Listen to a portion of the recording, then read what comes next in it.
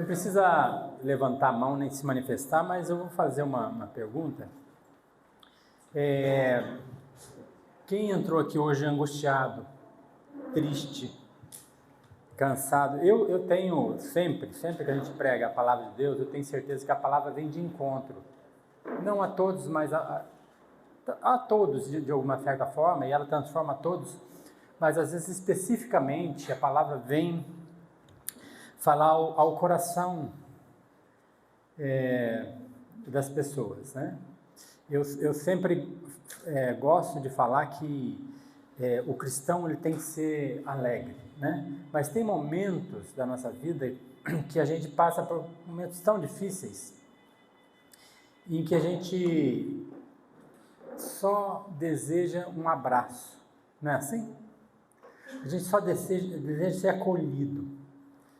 Tem uma frase de um homem que falou com relação à morte, ele fala assim: cada homem encontrará o que deseja evitar, né? Às vezes a gente quer evitar de todas as formas algumas circunstâncias da nossa vida, mas a gente vai se deparar com ela. E é nesse momento em que a gente às vezes tem duas situações, né? Ou a gente pode se apartar de Deus, ir para longe de Deus, ou a gente pode se direcionar para a presença de Deus. E eu espero que, se você entrou aqui nessa manhã com alguma angústia, alguma tristeza, que você se acolha nele, porque ele está aqui hoje, amém? Para te acolher, para te abraçar, para cuidar daquilo que está te incomodando, né? E se você está tranquilo, glória a Deus, que você continue tranquilo, mas em algum momento da nossa vida a gente vai viver um problema, uma circunstância em que a gente não vai encontrar solução. E a solução está no Senhor, né? E nós temos um sacerdote que se compadece de nós. Hoje a gente vai ler o texto de Jesus no Getsemane, tá? Abra sua Bíblia em Marcos 14, nós vamos ver do 22 ao 42. E a gente vai perceber nesse texto que o nosso Senhor, ele passou por momentos muito difíceis. E por isso que ele sabe o que é sofrer, sabe o que é padecer, sabe o que é ser injustiçado. Ele conhece as dores que estão lá no fundo do nosso coração, né? E é isso que a gente se identifica tanto com o nosso Senhor, né? Não ele conhece todas as circunstâncias que envolvem a nossa vida, mas ele não está alheio e ausente dessas circunstâncias, né? A gente acompanha, como pastor da igreja, eu acompanho muitas pessoas que passam por momentos muito difíceis, mas a gente percebe que as pessoas, elas encontram um conforto no Senhor, e é isso que eu desejo para você nessa manhã, amém? Então nós vamos ler Marcos 14, do 32 ao 42, eu queria orar antes, para que a palavra pudesse mesmo fazer uma diferença muito grande na minha vida e na sua vida. E se você conhece uma pessoa que está fugindo da presença de Deus por causa do momento de dificuldade, chame ela de volta, abraça e fala: olha, o Senhor está pronto para te acolher, para cuidar, para curar as suas feridas. Pai, eu quero agradecer ao Senhor por essa manhã. Cada canção, Deus, falou muito ao meu coração, eu sei também que é o coração dos meus irmãos. Que o Senhor possa nesse momento, Deus, o Senhor que sonda e conhece cada um de nós, cada pensamento, cada angústia, cada momento que nós estamos passando, que a Tua presença, que está nesse lugar, com certeza, possa consolar e cuidar de cada um que está aqui. Que os nossos lutas, os nossos anseios, que nós não conseguimos controlar, Deus, possam ser colocados diante do Senhor nessa manhã, para que o Senhor seja exaltado, glorificado, porque em todas as circunstâncias nós somos mais do que vencedores por meio daquele que nos amou, que é o Senhor. Obrigado por nós termos o Senhor como nosso auxílio. Obrigado pela Tua misericórdia, pela Tua compaixão, pelo Teu amor. Continue, Deus, a trabalhar no coração de cada um de nós, em nome de Jesus. Amém. Amém. Então foram a um lugar chamado Getsemane. Ali chegados, disse Jesus a seus discípulos: assentai-vos aqui enquanto eu vou orar. E levando consigo Pedro, Tiago e João, começou a sentir-se tomado de pavor e angústia. E lhes disse: minha alma está profundamente triste até a morte. Ficai aqui e vigiai. E adiantando-se um pouco, prostrou-se em terra e orava para que, se possível, lhe fosse passada aquela hora. E dizia: Abba, Pai, tudo te é possível, passa de mim esse cálice. Contudo, não seja o que eu quero, e sim o que tu queres. Voltando, achou-os dormindo e disse a Pedro: Simão, tu dormes? Não pudeste vigiar nem uma hora? Vigiai e orai, para que não entreis em tentação. O espírito, na verdade, está pronto, mas a carne é fraca. Retirando-se de novo, orou, repetindo as mesmas palavras. Voltando, achou-os outra vez dormindo, porque os seus olhos estavam pesados e não sabiam o que responder. E veio pela terceira vez e disse: ainda dormis? E repousais? Basta, chegou a hora. O Filho do Homem está sendo entregue nas mãos de pecadores. Levantai-vos e vamos. Eis que o traidor se aproxima. Esse é um momento que eu acho que, quando a gente lê esse texto e a gente começa a chegar nesse momento, proximidade da cruz, e ver como Jesus caminhou até esse momento com os discípulos, ensinando e falando todas as coisas, e orientando que esse momento chegaria, né? A gente não consegue, ninguém consegue entender claramente o que Jesus passou nesse momento. Por mais que a gente pense, a gente olhe, a gente vê, a gente fica, mas é um momento, alguns momentos na Bíblia, e essa leitura desse final da questão de Jesus, é como se você estivesse pisando em terra santa, né? Quando Abraão, ele enxerga a sarça ardente, e ele fica vislumbrando aquilo, né? E aí Deus fala para ele assim: Abraão, tira a sandália dos seus pés, que o local que você está é terra santa. Eu acho que esse texto é um momento santo, é um momento tão especial para a igreja, que é o momento em que Jesus, ele escolhe e traz, né? Logo depois da ceia, né? Depois da ceia ele volta, né, para o Monte das Oliveiras e vai para esse jardim, o jardim do Getsemane. Getsemane quer dizer prensa de azeite, né? É o local em que o azeite era colocado e era prensável para extrair o óleo. E nesse momento, esse lugar em que Jesus estava era uma prensa, né? Você já se sentiu? Eu sou claustrofóbico, tá? Se você quiser me ver mal, é colocar num quartinho apertado. Eu fico mal. Eu não consigo. Eu gosto de largueza, né? Eu gosto de respirar. Nossa, como é bom respirar.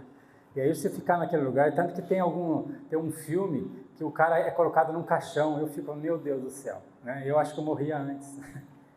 Aí já estava enterrado mesmo, não tem problema, já estava na glória com o Senhor. Mas aqui é um local em que o destino de Jesus, que foi traçado e que ele sabia, né, estava se estreitando de uma forma, e aí vem a angústia, né? É um lugar em que a alma é exprimida, né?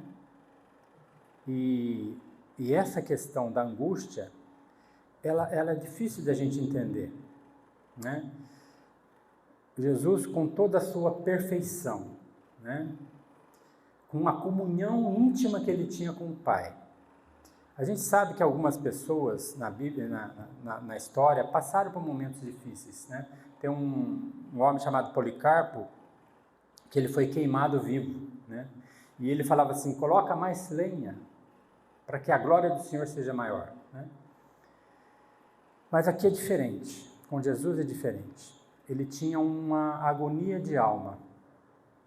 É o primeiro ponto que a gente vai tratar, essa agonia, né?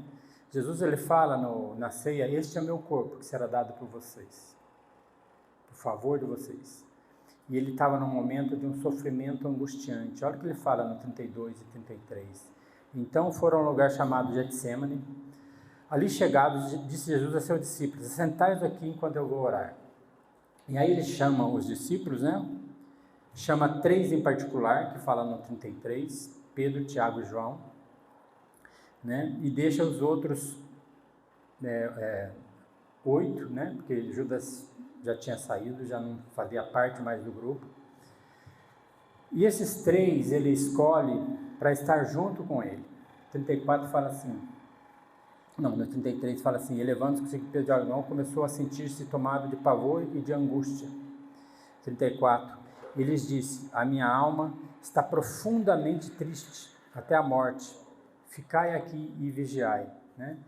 Esse é um momento em que Jesus ele começa a mostrar para os discípulos a situação, né, de passar por um momento extremamente doloroso. E esses discípulos, esses 3 discípulos que depois iriam passar para os outros, esse momento em particular de Jesus, em que nós estamos lendo agora, eles, sabe que a gente está lendo Marcos e a gente vai vendo que os discípulos falam assim: eu queria ser o maior no reino de Deus, né? Deixa eu sentar à sua direita e o outro na esquerda. Essa era a mente dos discípulos, que eles achavam o seguinte: o reino de Deus está próximo e nós vamos governar nesse reino.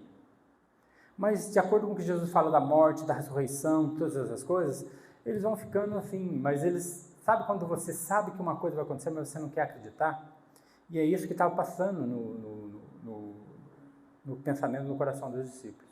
Jesus ele começa a falar de morte, de cruz, e isso vai ficando tão próximo, e o ambiente vai ficando tão carregado, que eles começam a pensar: puxa vida, eu acho que está se aproximando realmente a morte do nosso Senhor. E aí vem dúvidas: será que é o Messias mesmo e tal? Todas essas dúvidas que eles tinham, e que se nós fôssemos discípulos no lugar deles, nós teríamos as mesmas dúvidas. Não pense, irmãos, que a gente seria diferente. E o que Jesus faz nesse momento de agonia? Ele ora. A oração de Jesus é um derramar-se diante do Pai. E a gente tem que aprender isso, que oração é um derramar-se diante do Pai. Por isso que quando a gente sofre e tem algum momento difícil, a gente começa a aprender o que é realmente se derramar diante do Pai. Quando a gente se depara com um problema que a gente não tem solução, é o momento da gente aprender a se derramar na presença daquele que pode nos dar uma resposta. Às vezes não nos livrar do problema, mas fazer com que a gente saiba como enfrentar o problema.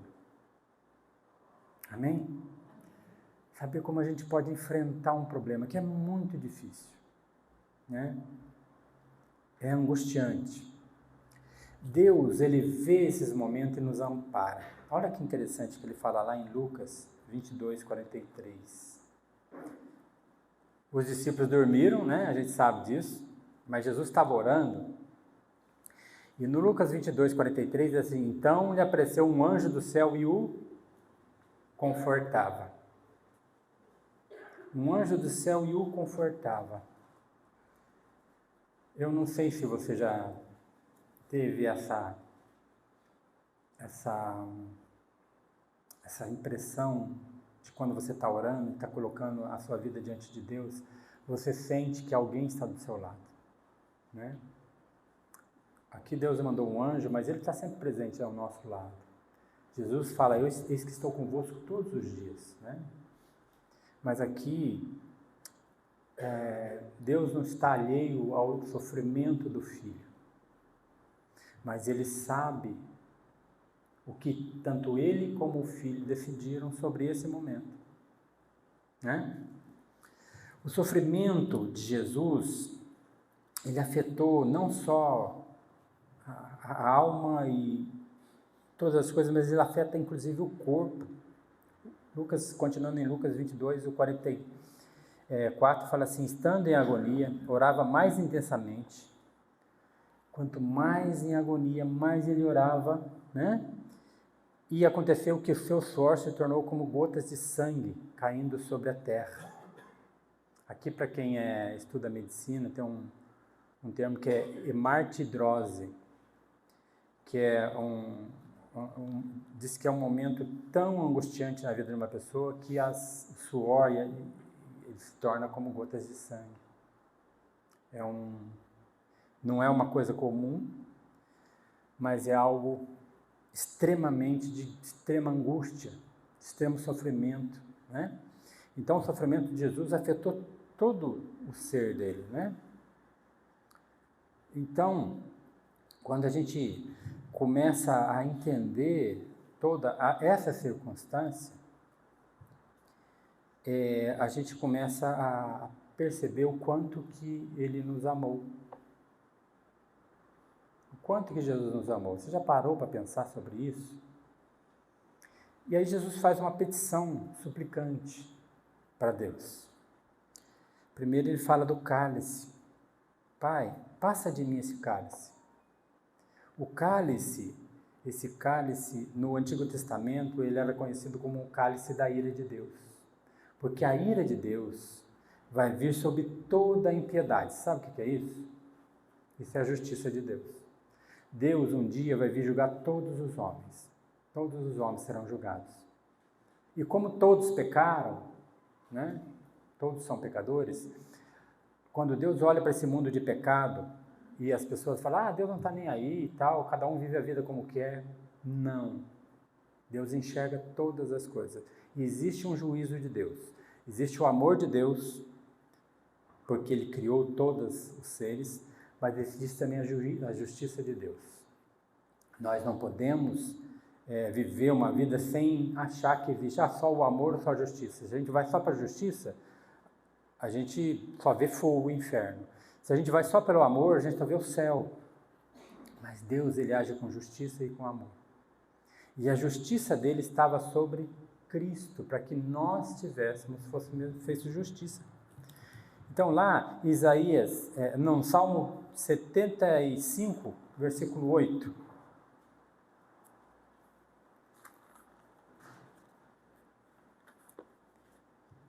Diz assim, Salmo 75, versículo 8.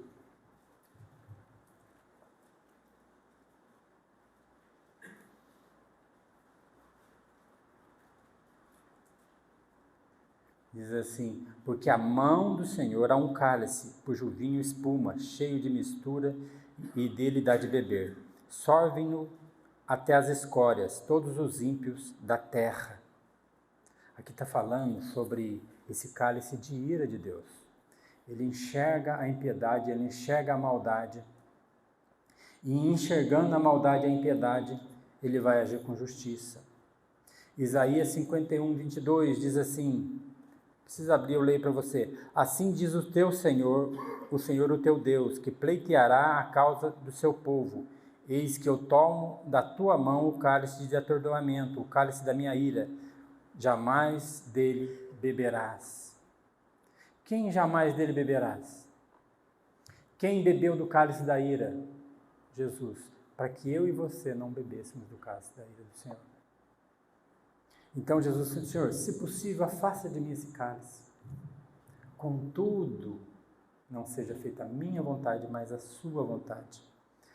Toda a ira de Deus está sobre os pecados e os pecadores. Toda a ira de Deus.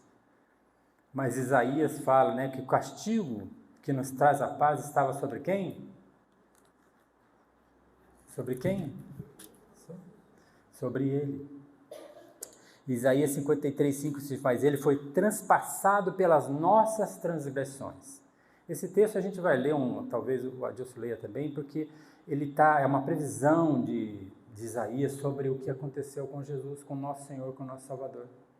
Ele morreu a nossa morte, ele sofreu aquilo que nós deveríamos sofrer. Ele fala assim, mas ele foi transpassado pelas nossas transgressões, moído pelas nossas iniquidades. O castigo que nos traz a paz estava sobre ele.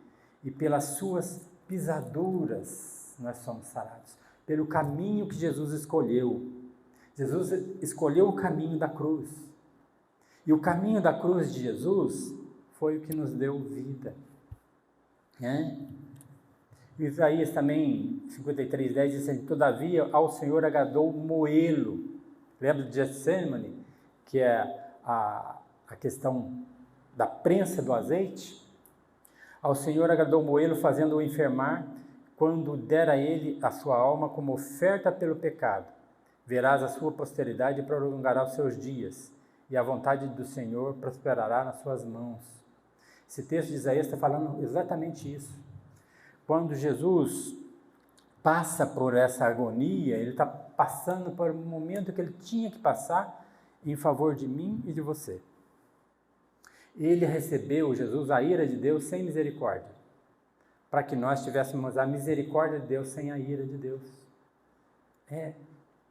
Então, por isso que eu falo que esse texto ele é emblemático para nós, como igreja.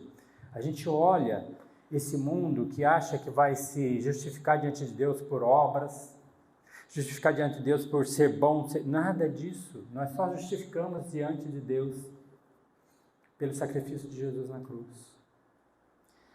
Lá em 2 Coríntios fala que ele se fez pecado por nós, para que nós fôssemos feitos justiça de Deus.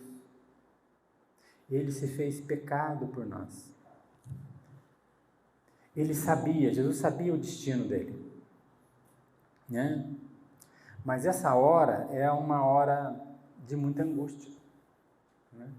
Igual, quando eu falo sempre sobre mulher grávida, né? Mulher grávida, ela sabe, né, que vai passar um momento de dor, um momento de muita dor, né?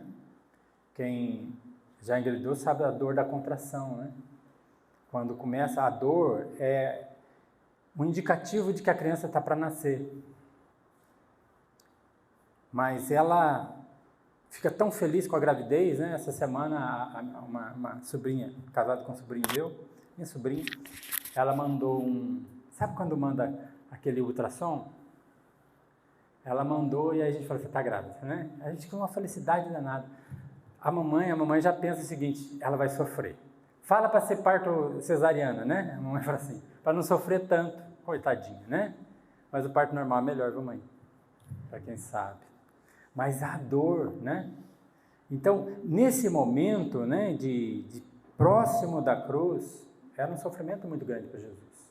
Eu falo em comparação com a mulher grávida porque o homem não sabe o que é dor, né, da gravidez, né? Só uma pedra no rim que às vezes dói mais, né? Não sei. Eu nunca tive nenhuma coisa nem outra, né? Graças a Deus. Mas sabe o que fez Jesus sofrer? Tem algumas coisas que essa questão do pecado estar sobre ele. Ele se fez pecado, puro, santo, perfeito, sempre obedeceu ao Pai, nunca fez nada que manchasse o nome do Pai, mas na cruz ele recebeu o pecado meu e seu. O pecado de todos nós estava sobre ele. Então, aquele que nunca cometeu pecado, ele estava repleto do nosso pecado. E outra coisa que era triste, ele nunca se separou do Pai. E no momento da cruz, ele fala, Pai, por que me desamparaste? Porque Deus, ele não tem parte com pecado, ele é santo e puro, mas o homem Jesus, o verbo que se fez carne e habitou entre nós, ele assumiu o pecado de todos nós. E ali nesse momento há uma separação. Nós não sabemos o que é isso, porque nós já nascemos separados de Deus, por causa do pecado. Por um homem entrou o pecado no mundo, Adão, mas por um homem veio a redenção, que é Cristo, né? E se Jesus não fosse até o fim? Já pensou se Jesus falasse, o pai fala assim, filho, eu não vou, não, esquece isso aí, né? O céu estaria vazio e o inferno estaria cheio, porque nenhum homem no mundo mereceu o céu, ninguém, todos nós merecemos o inferno, mas pela graça de Deus, pela obediência de Jesus. E aí eu vou falar sobre obediência com um texto lá em Hebreus, capítulo 5. Em Hebreus retrata esse momento. Esse momento Hebreus retrata com muita clareza para nós. Hebreus 5, nós vamos ler do 7 ao 10, tá bom? Eu queria que você abrisse esse texto, Hebreus 5, do 7 ao 10. Porque o autor de Hebreus está narrando exatamente o que Jesus passou na cruz.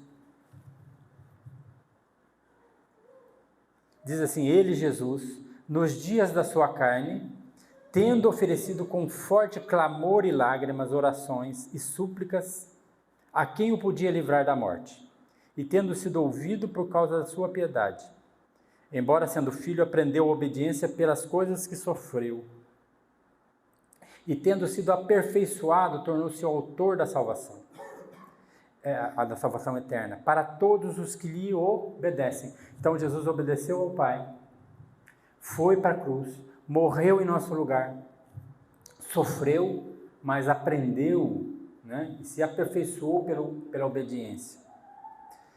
E tendo sido aperfeiçoado, tornou-se o autor da salvação de quem?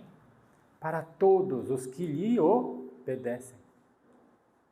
A obediência de Cristo ao Pai reflete também a obediência do povo de Deus ao Filho. Hoje nós temos vida e vida eterna porque nós obedecemos ao Filho, nós cremos no Filho. Entendemos que o sacrifício dele foi feito por mim e por você, por amor a cada um de nós. E ele fala, tendo sido nomeado por Deus sumo sacerdote, segundo a ordem de Melquisedeque. O que é isso? Aquele que intercede por nós. Aquele que foi o sacrifício, o cordeiro que foi morto antes da fundação do mundo. O sacrifício por mim e por você. Né? Ele morre por nós e ele não foi livre da morte, mas ele foi livre do poder da morte, porque ele não ficou na sepultura, ele ressuscitou. Amém? Ao terceiro dia ele ressuscitou. E é isso que ele fez por nós. Ele venceu a morte, o inimigo mais difícil, né? O último inimigo a ser vencido é a morte. E ele venceu a morte. Então, o sofrimento de Cristo, ele nos ensina que nós, em obediência ao Senhor, podemos sofrer. Mas a melhor coisa que tem no sofrimento é obedecer. Melhor coisa. Quem entende isso? Por isso que às vezes a gente fala assim, puxa, por que um missionário que está no campo, ele sofre tortura, ofensa, e ele não nega ao Senhor? Que em alguns lugares ele fala, nega ao Senhor Jesus e você tem tranquilidade, né? O pastor Sérgio uma vez está contando que ele e o pastor David Jones foram na África e eles conheceram um menino, e eles viram esse menino todo marcado enrolaram ele com arame farpado, e ele tinha todas as marcas, e ele falava assim, eu não neguei a Jesus. Né? Por que uma pessoa passa por esse sofrimento, né, e se mantém firme? Jesus fala, aquele que não me negar diante dos homens, eu não negarei diante do Pai que está no céu. Nós, como contexto de igreja, graças a Deus, nós temos paz, tranquilidade. Nós vivemos uma vida tranquila. Né? Mas se por acaso e porventura passarmos por momentos difíceis, a obediência é o melhor caminho. Né? Tiago fala que se a gente passar por dificuldades, por tribulações, que a gente tem que dar graças a Deus, porque isso nos aperfeiçoa. Por isso que eu falo que tem pessoas que no sofrimento fogem da presença de Deus para ser aliviadas, mas não vão ser aliviadas. No sofrimento a gente tem que correr para a presença dele, para a vontade dele, porque ela é perfeita, né? Filipenses fala que Jesus foi até a morte de cruz, por nós. Então ele fala que, adiantando-se mais um pouco, prostrou-se em terra e orava. Né? A postura de Jesus de colocar de joelhos e orar. Às vezes tem momentos da nossa vida, isso, irmãos, isso pode ser uma coisa muito, muito pessoal, particular, né? No seu quarto, fechado, dobra o seu joelho e clama ao Senhor. É bom ter pessoas do lado para orar. Jesus pediu para 3 discípulos estar junto com ele para orar, porque ele sabia que aquele sofrimento era grande, mas eles não conseguiram, eles dormiram. E o que eu sempre, quando eu vejo a traição de Pedro, a primeira vez que eu li a traição de Pedro, eu fiquei, Pedro sem vergonha, né? Eu falei, não, Pedro é um sem vergonha. Onde se viu trair o Senhor? Falta de coragem, disse que era corajoso, cortou a orelha de um cara, né? Cortou a orelha do cara, mas depois ele trai o Senhor, nega 3 vezes. Achando, né, que, como eu sou bom, como eu sou forte. Se eu estivesse lá, eu não trairia. O que Jesus fala para os discípulos? No 27 do 14, Marcos 14, então lhe diz Jesus, todos vos escandalizeis, porque está escrito, ferirei o pastor e as ovelhas ficarão dispersas. Pedro, Tiago, João, todos aqueles homens que queriam sentar à direita, queriam ser melhor e tal no reino, todos eles fugiram, ficaram com medo. E todos nós faríamos a mesma coisa, não tem nenhum ser humano no mundo que faria algo diferente dos discípulos. E eles falam no final, né, ainda que me seja necessário morrer contigo, de modo nenhum eu te negarei. E assim disseram todos, né, fala lá no texto que o Adilson leu semana passada. Ainda que alguém aqui, né, se negar, nós não negaremos. Mas nem conseguiu orar, eles conseguiram. E aí vem o terceiro ponto que eu acho isso que eu acho maravilhoso de Jesus. A exortação dele, quando ele chama a atenção dos discípulos, é em amor. 3 vezes esses homens, Jesus falou, olha, fiquem, ore comigo, eu estou precisando de alguém que interceda por mim em oração e tal. E eles ali, Pedro, Tiago e João, que representavam todos, não que se ele escolhesse outros 3 ia fazer diferente, não, todos fizeram a mesma coisa, né? Os 8 que restaram, tudo, eles estavam confusos, eles estavam com medo.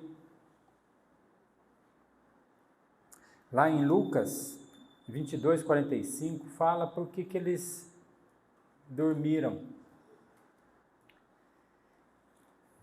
Fala assim, levantando-se da oração, foi ter com os discípulos e os achou dormindo de tristeza.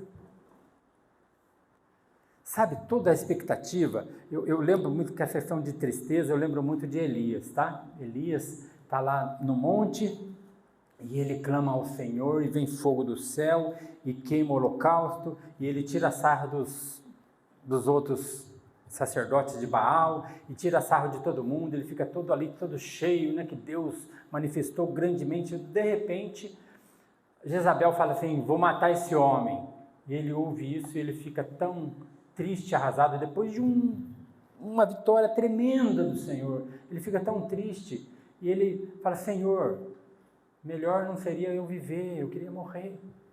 Ele fica tão angustiado que ele pede a morte, e aí Deus deixa ele andar por um tempo, 40 dias, aí Deus dá um pãozinho assado e dá água para ele beber, depois ele fica mais um tempo, e Jesus de novo faz a mesma coisa, e aí Deus se manifesta para ele. Né? E a gente sabe o tremendo homem de Deus que foi Elias, mas né, nesse momento, os discípulos, eles convivendo com o Messias, ele fala, ele vai libertar o povo de Israel, é ele que vai fazer todas as coisas e tudo. E aí começa a ver as coisas acontecerem, ele ser perseguido pelos líderes religiosos, ele começar a se estreitar a questão de Roma contra Jesus, o traidor ser anunciado, e eles começam a ficar com medo, e eles começam a ficar tristes, então alguma coisa não está batendo naquilo que a gente estava lendo nas Escrituras. O Messias vinha para ser um conquistador que devolveria a nação de Israel, conquistaria os romanos, mas parece que não é o momento, e eles vão ficando tristes, com medo, e eles dormem. Você não é bom, às vezes, você está com um problemão, fala assim, eu vou dormir, né? Mas você não vai dormir porque você, não, uma hora eu vou resolver. Não, você vai dormir porque você quer fugir do problema. E aí, quando você abre o olho, a coisa continua a mesma coisa, né? Mesma coisa, não mudou nada. E em vez de dormir, a gente tem que fazer o quê? orar. É o momento de orar. E Jesus ensina isso, ensina aos discípulos. E se você for ver a igreja em Atos dos Apóstolos, o quanto que esses homens oraram. Pedro foi preso com João. Vamos orar. A igreja orava. Eles oravam na prisão. Porque eles aprenderam que no momento de angústia, de dor, de sofrimento, nós temos que orar. E a igreja orava de madrugada.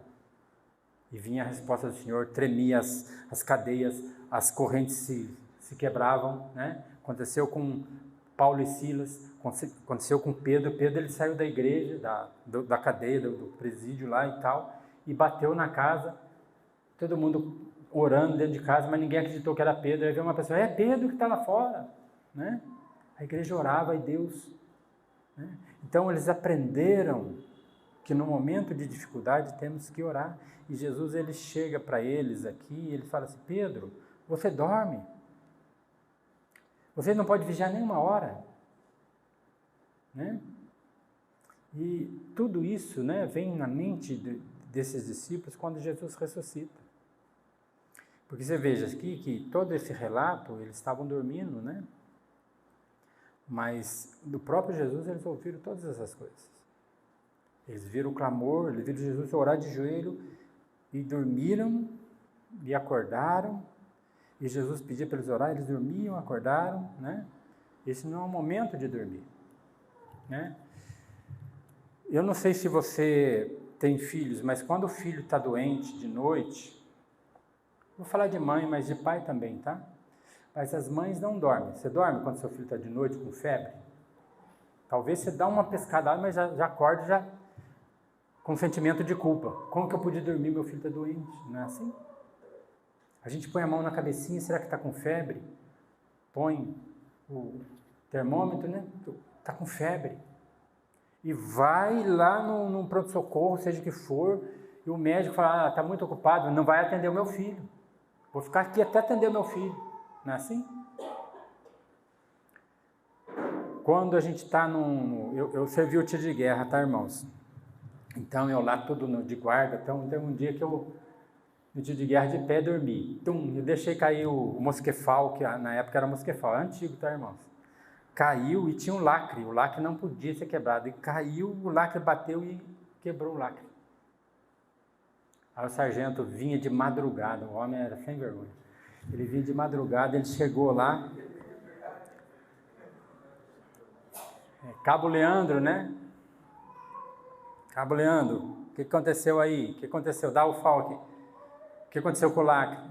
Eu derrubei e tal. Você dormiu? Não dormi não. Eu tinha dormido. Por que isso? Porque eles treinam a gente para um ambiente de guerra. E a gente tem que estar acordado, pronto para qualquer coisa. Essa é a nossa tarefa, né? Uma lição que Jesus passa para os discípulos, que eles têm que orar. E ele fala que a carne é fraca, o espírito está pronto, mas a carne é fraca. E nós somos fracos, a nossa carne é fraca, nós temos que estar sempre atentos, né? Como Jesus orou, como Jesus colocou. E uma coisa que é interessante, que Jesus, ele intercede por nós.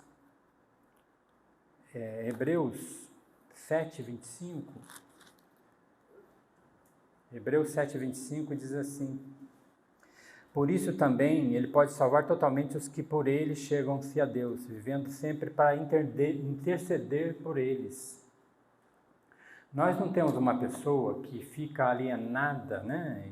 Um Deus que fica alienado, não. Ele olha para mim, ele sabe as minhas fraquezas, ele sabe as minhas angústias e ele intercede por mim e por você, né? Lucas, voltando para Lucas 22, olha o que Jesus fala para Pedro.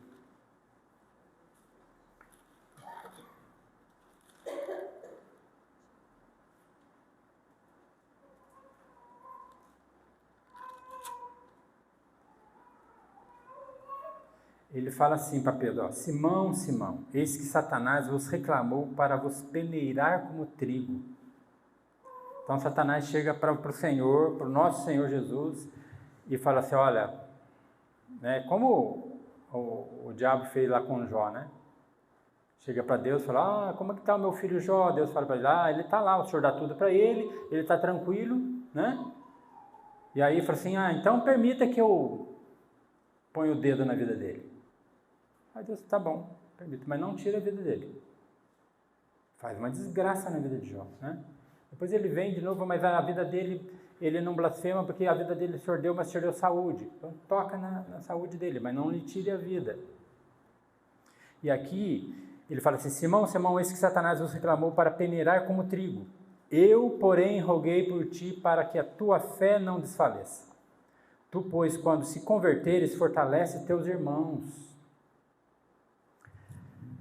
Pedro, apacenta minhas ovelhas. Quando ele fala lá em João, quando ele chama Pedro, Pedro, tu me amas? Pedro, tu me amas? Pedro, tu me amas? Apacenta minhas ovelhas. O Pedro que negou ele 3 vezes.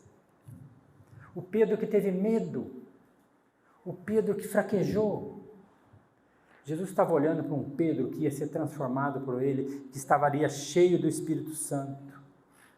Quando a gente passa por problemas, por dificuldades, Deus está olhando alguém que ele pode transformar numa pessoa cheia da presença dele.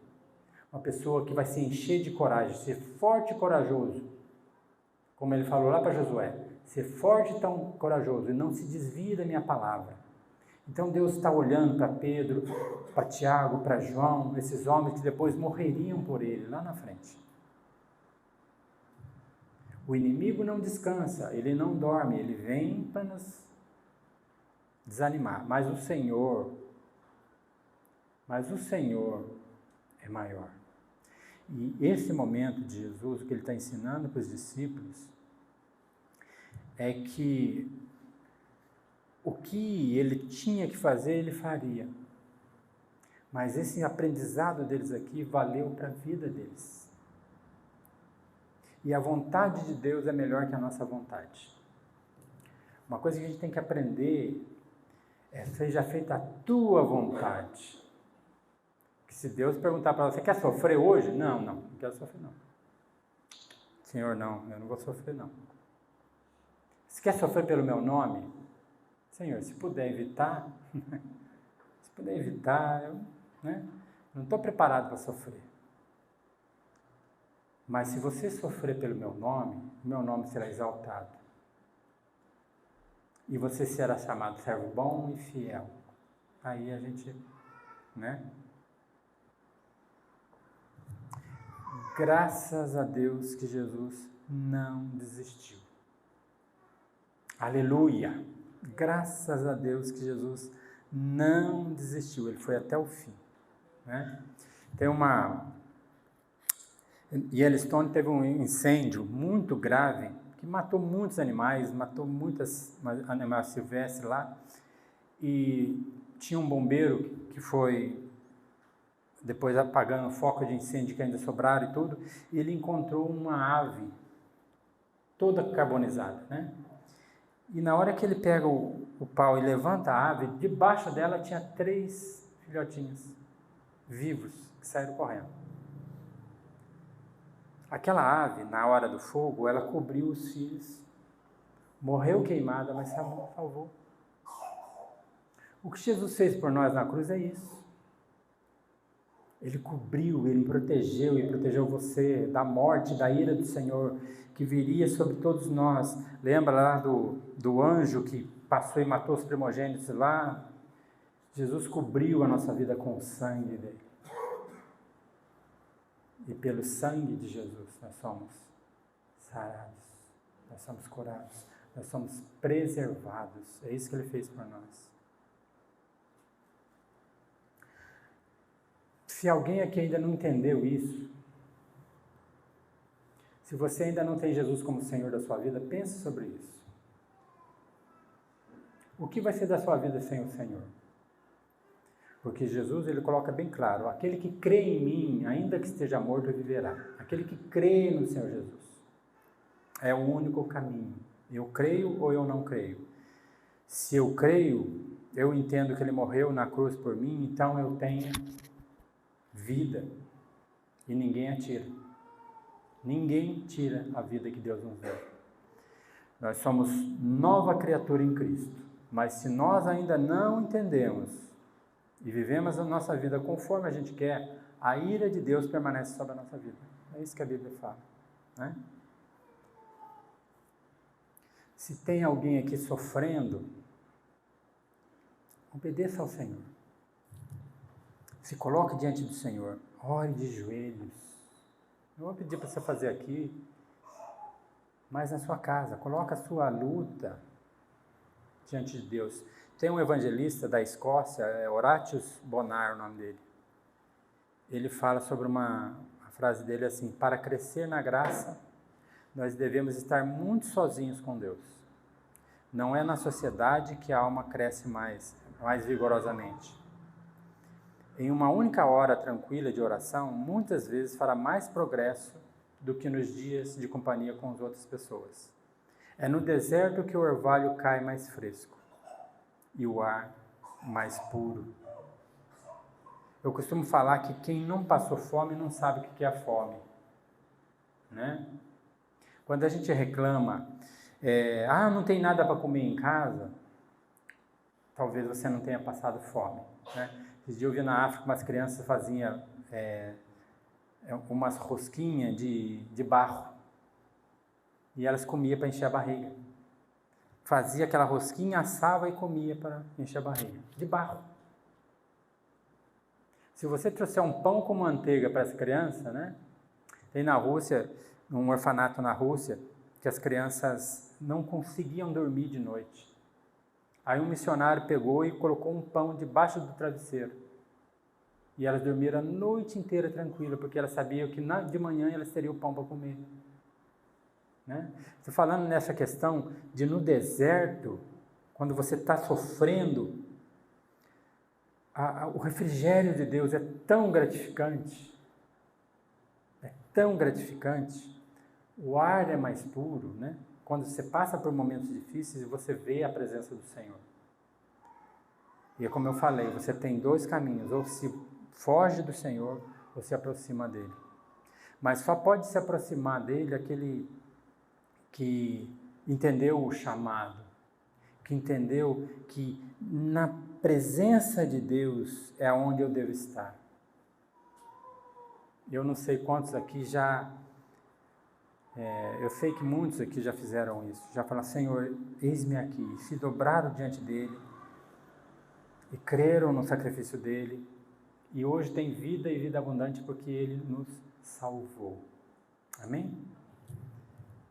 Então, esse texto aqui de Jesus, ele mostra que o nosso sacerdote se compadece de nós porque sabe o que é o sofrimento. Sofrimento sem merecimento nenhum. Ele não sofreu como nós sofremos, porque o nosso pecado nos faz separação de Deus. Ele nunca pecou. Mas ele olha para nós e fala: em mim, crendo em mim, vocês são mais do que vencedores. Amém? Vamos abaixar nossas cabeças? Eu queria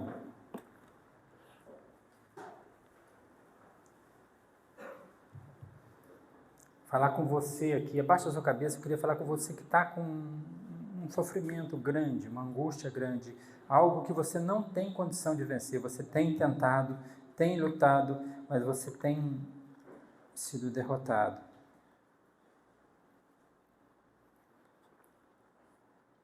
Então, que você comece a colocar essa situação diante de Deus. Fala: Senhor, o Senhor sabe o que eu estou passando, ninguém pode me ajudar, só o Senhor, e eu estou colocando essa situação, essa circunstância nas suas mãos. Seja feita a tua vontade. Coloca esse momento difícil que você tem passado. Talvez ninguém possa entender como o Senhor entende, mas Ele se compadece, Ele entende, Ele olha para você, Ele sabe. E eu queria orar para você. Se tem alguém aqui que entrou sem a certeza da salvação em Cristo, eu queria que você colocasse a sua vida diante de Deus e falasse: Senhor, Eu quero ser salvo pelo Senhor, pela graça do Senhor. Eu sei que eu não mereço, mas eu entendo que o Senhor morreu na cruz por mim. E esse sacrifício é perfeito. Então, se você coloca isso diante de Deus, entrega a sua vida para o Senhor Jesus. Enquanto a gente vai tocar alto preço, nós vamos tocar uma música que fala alto preço. Eu sei que foi pago um alto preço. Eu queria que você se levantasse e cantasse essa música como uma oração. E se você quiser uma intercessão da igreja também, que você sair do seu lugar, tivesse uma luta grande, você viesse aqui na frente para a gente pudesse orar por você, como igreja, intercedendo por você. Se é a primeira vez que você entrega a vida para Jesus, também pode vir aqui à frente que a gente vai estar, primeira e única, né? Pudesse vir aqui e falar: Senhor Jesus, eu quero entregar minha vida para o Senhor, porque eu sei que o Senhor pagou o preço pelo meu pecado, e esse preço foi alto, mas nós temos a vida no Senhor. Vamos ficar de pé? Então, se você quiser vir à frente, venha. Se você quiser ficar no seu lugar também, orando, tranquilo. Mas as lutas que temos são vencidas para a glória de Deus, amém?